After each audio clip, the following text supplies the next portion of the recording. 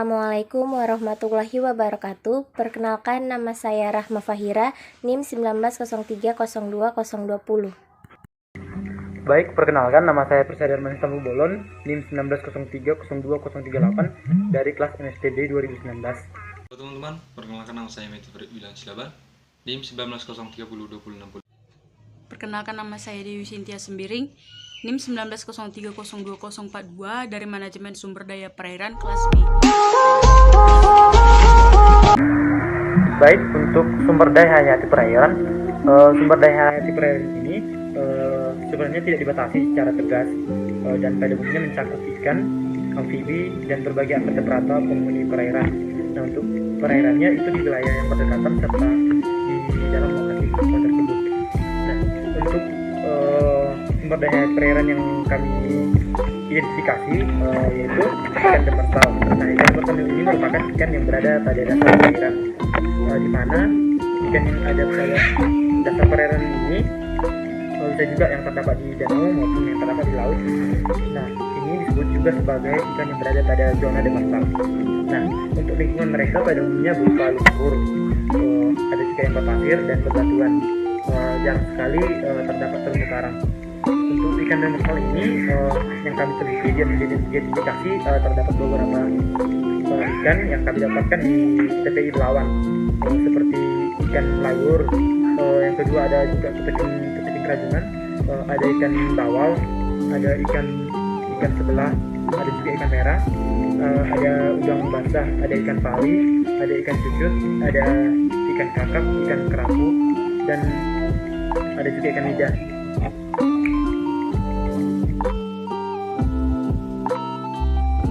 Baiklah, yang pertama ada ikan cucut, yang nama latinnya Rhizoprionodon acutus.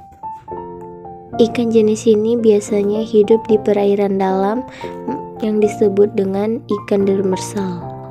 Ciri-ciri dari ikan ini yaitu bentuk kepala meliputi panjang kepala, bentuk moncong, bentuk mulut, besar dan kecil mata, letak mata, gigi, ada tidaknya spirakel, dan tidak adanya labial furrow.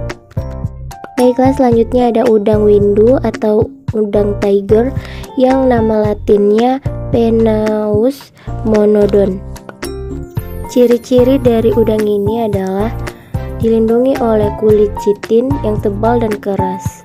Kulit chitin tersebut dinamakan carapace.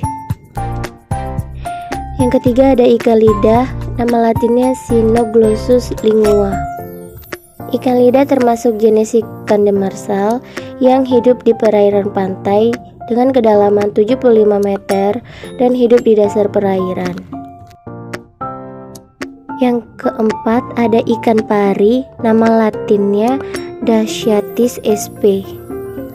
Ikan ini disebut dengan ikan demersal karena habitat ikan pari biasanya berada di dasar perairan berlumpur, lumpur berpasir, tanah keras, bahkan dengan batu-batuan. Yang kelima ada ikan kakap putih, nama latinnya Lates calcarifer. Ikan ini disebut dengan ikan demersal karena menghuni dasar laut atau sungai. Biasanya ditemukan di perairan pesisir, muara sungai, laguna, dan sungai, baik di perairan yang bersih maupun keruh. Baiklah, yang keenam ada kepiting rajungan, nama latinnya itu Portunus pelagicus. Kepiting ini biasanya dijumpai di perairan dangkal atau di dasar perairan. Ciri-ciri dari kepiting ini yaitu mempunyai warna biru di bagian kakinya dan bintik-bintik di bagian kerapasnya. Selanjutnya ada ikan kerapu macan, nama latinnya Epinephelus ruscogutatus. Selanjutnya ada ikan layur, nama latinnya Trichiurus lepturus. Ikan ini dikenal dengan bentuknya yang panjang dan ramping. Ikan ini tersebar di perairan tropika maupun sedang. Dan selanjutnya ada ikan bawal, nama latinnya Parastromatus niger. Ikan ini disebut dengan ikan demersal karena hidupnya di dasar perairan. Ciri-ciri dari ikan bawal memiliki mata yang kecil seperti cincin.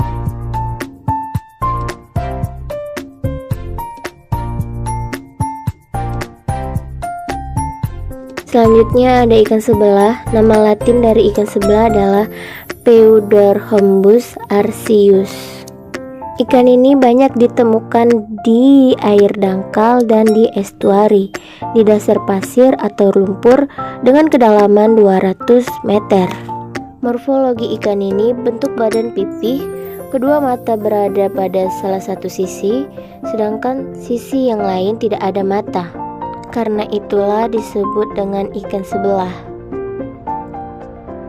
Panjang ikan ini rata-rata sekitar 30 cm sampai dengan 45 cm. Bentuk asimetris yang ada pada ikan sebelah merupakan hasil evolusi tengkorak flatfish. Baiklah, yang terakhir ada ikan kakap merah yang nama latinnya itu Lucianus bitaniatus. Ikan jenis ini biasanya berada di perairan teluk dan pantai. Kadang-kadang ditemukan juga di daerah muara-muara sungai atau estuari yang biasa disebut dengan ikan demersal. Sekian penjelasan tentang ikan demersal. Yang sudah menonton, saya ucapkan terima kasih. Baiklah, di sini kami akan mewawancarai tentang salah satu dari penjual di TP ini. Menurut Bapak bagaimana sih potensi perikanan di daerah Belawan ini? Ya, kalau potensi perikanan saat ini hampir setahun ini ikan memang melambung tinggi. Itu banyak yang mempengaruhi, salah satunya adalah iklim nggak bersahabat. Jadi hampir setahun ini harga selayang itu di atas rata-rata. Pengambilan kita paling murah itu langsung dari pelelangan 25.000 sampai 30.000. Faktornya itu karena kendala cuaca.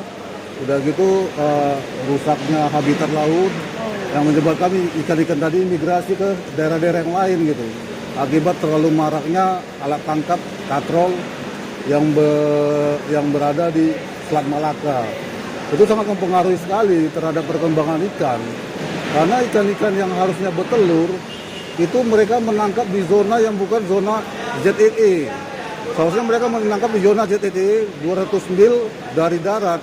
Tapi mereka menangkap itu di daerah-daerah yang memang tempat ikannya bertelur gitu.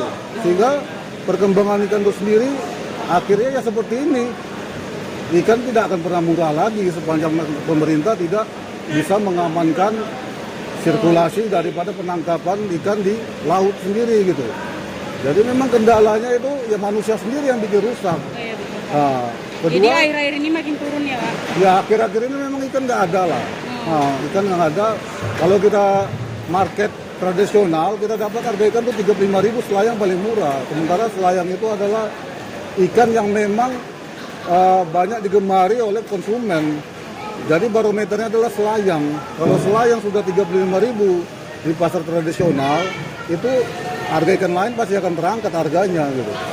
Jadi yang mempengaruhi saat ini adalah macam mana pemerintah ikut turun tangan untuk macam mana membenahi permasalahan yang alat tangkap yang ada. Ya, alat tangkap yang ada di pelabuhan perikanan Samudra Belawan. Jadi alat tangkap yang itu banyak yang ilegal. Kan pemerintah diam aja gitu. Imbasnya adalah nelayan tradisional yang saat ini tidak bisa berbuat apa-apa. Karena memang daerah tangkapan mereka itu habis dijarah semua oleh nelayan modern. Nah ini yang ada di pelabuhan perikanan ini itu berbentuk perusahaan. Mereka punya alat tangkap yang memang kapasitasnya gross tonnya luar biasa besar. Sampai 200 gross ton. Itu tidak bisa kalau memang pemerintah nggak turun tangan untuk macam mana mengamankan zona-zona penangkapan ikan itu sendiri.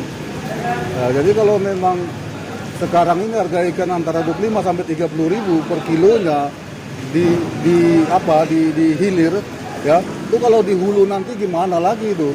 Kalau di atas nanti gimana lagi harga ikannya gitu. Sampai ratusan ya Pak? Nah, enggak sampai ratusan, tapi ya itu tadi kalau sekarang kita dapat harga ikan 35.000 mahal ya tahun depan mungkin lebih daripada itu gitu. Jadi nggak pernah harga ikan setahun ini seperti itu gitu. Ini udah 1 tahun dari awal bulan, apalagi ini di bulan 8 sudah alam sudah mulai berombak. Itu kendala besar bagi nelayan untuk bisa mengambil ikan. 8, 9, 10, 11, 12 itu adalah bulan-bulan di mana laut tidak bersahabat sama nelayan. Jadi seharusnya bulan 1 sampai bulan 6, bulan 7 itu ikan ada seharusnya. Tapi nggak tersedia lagi. Kenapa? Memang yang dicari ikan itu sudah nggak ada. Mereka udah imigrasi karena tempat-tempat mereka sudah habis dirusak oleh manusia. Kemudian selanjutnya Pak, pemanfaatan ikan ini kayak mana sih Pak? Pemanfaatan ikan ini ya kembali lagi. Masyarakat ya, Pak, ya? Macam mana mau dimanfaatkan kalau ikan seperti ini? Nggak ada. Alhasil apa? Masyarakat akan kurang gizi karena ikan nggak terbeli. Situasi ekonomi seperti ini, mana sanggup masyarakat membelikan harga 35.000 1 kilo.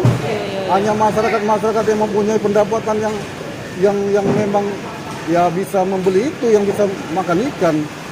Jadi nggak heran nanti manusia Indonesia ke depannya ya kalau untuk cerdas ya udah jauh lah kalau seperti ini. Karena ikan ini ya cukup memang menyumbang pertumbuhan otak dan protein yang besar Jadi bagi manusia. intinya ikan ini memang paling perlu ya kan Pak, apalagi kan laut dia kan proteinnya banyak ya kan Pak. Ya ikan laut itu memang harus wajib makan ikan.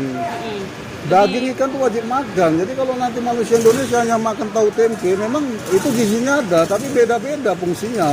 Lebih tinggi ikan laut ya kan Pak. Proteinnya sangat dibutuhkan bagi anak-anak itu untuk perkembangan otak. Omega 3-nya tinggi ini ikan ini.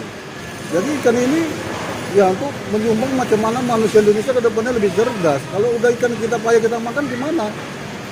Apa yang terjadi dengan generasi selanjutnya? Dan pemerintahnya sibuk mengurusi yang itu tadi, infrastruktur, yang di darat, yang di laut ini gimana ini? Iya betul. Nah, jangan urusin di darat aja. Infrastruktur itu ya makanlah itu. Mau makan apa dari sana? Ini yang mau dimakan ini sekarang kan gitu. Betul Pak. Jadi Pak kalau distribusi ikannya kembali lagi ke tadi ya Pak, makin kurang ya kan Ya Pak? distribusi ikan banyak pedagang yang bangkrut karena memang banyak kantong-kantong pasar tradisional itu nggak mampu menjual harga ikan seperti itu. Jadi untuk kalangan-kalangan pasar tradisional yang memang ekonominya yang bagus yang bisa menjual ikan seperti ini. Kalau pasar tradisional yang masyarakatnya di bawah rata-rata, ya itu pedagangnya bangkrut otomatis karena nggak bisa jual deh. Mereka bisa beli nggak bisa jual dengan harga seperti ini. Jadi dengan sendirinya ekonomi ini ya terpuruk ya karena ulah manusia itu sendiri tadi. Nah, jangan dipikir roda ekonomi itu hanya di darat aja. Di laut ini berapa banyak orang menggantungkan hidup di laut ini, nelayan tradisional, pedagang, masyarakat yang membutuhkan ikan. Jangan hanya memikirkan di darat saja. Gimana perkembangan ini nanti selanjutnya? Karena memang ini masalah pangan. Kemudian kalau jenis ikannya Pak gimana ya? Apakah ada ikan yang makin lama makin tidak tertangkap lagi karena punahnya atau jenis-jenis ikannya atau semakin banyak? Untuk di hilir sendiri itu ada 15 jenis ikan yang udah punah akibat rusaknya habitat alam. Itu pabrik-pabrik di kawasan Medan Belawan itu membuang limbah langsung ke sungai. Yang ada itu hanya di sungai sekarang ikan-ikan sapu kaca yang bukan ikan Indonesia asli itu ikan dari mana itu? Nah, itu yang bisa bertahan di sungai. Kalau yang lain habis. Macam udang-udang beras, ikan-ikan kepala timah, udang-udang ikan teri, ikan lontok lobang, ikan apa tidak punah semua. 15 jenis ikan yang ada di hulu ini sudah punah. Akibat apa tadi? Kita lupa macam mana supaya alam ini tetap berkesinambungan. Kita hanya memikirkan masalah ekonomi aja. Dasarnya ekonomi itu apa? Kalau udah nggak makan gimana mau ekonomi bergerak? Yang dipikirkan macam mana perkembangan ilmu ini dari mana? Gitu. Rakyat udah nggak makan lagi. Mau ya siapa yang mau berkembang jadinya? Jadi intinya potensinya itu semakin menurun ya kan Pak, dikarenakan alat tangkap yang semakin merusak. Ya alat tangkap nggak dikontrol oleh pemerintah. Pelabuhan perikanan ini itu tempat melindungi untuk perusahaan-perusahaan besar yang mempunyai alat tangkap yang luar biasa canggih.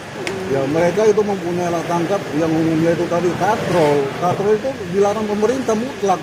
Tapi kenapa di sini ketutup mata gitu? Kemana pemerintah gitu? Pemerintah di satu sisi di hilir sana mengeluarkan peraturan, tapi di hulu mereka nggak melihat apa gunanya peraturan di sana di hilir. Kalau praktiknya di sini nggak ada pengawasan, nggak ada bullshit semua itu. Mereka hanya mengeluarkan peraturan. tapi peraturan itu tidak dikontrol. Peraturan itu tidak ada di bawah itu diterapkan, hanya di atas saja, hanya lip service saja itu. Ini yang membuat negara ini ke depannya gimana gitu. Ya politikus-politikus itu ya namanya tikus ya gimana ya kan. Ya tikus itu ya itu tadi menggerogoti aja itu. Jadi ya ke depannya kalian ya macam mana perpanjangan tangan daripada masyarakat. Kalian sudah mendapat ini, sudah mendapat cerita, sudah melihat langsung ke lapangan.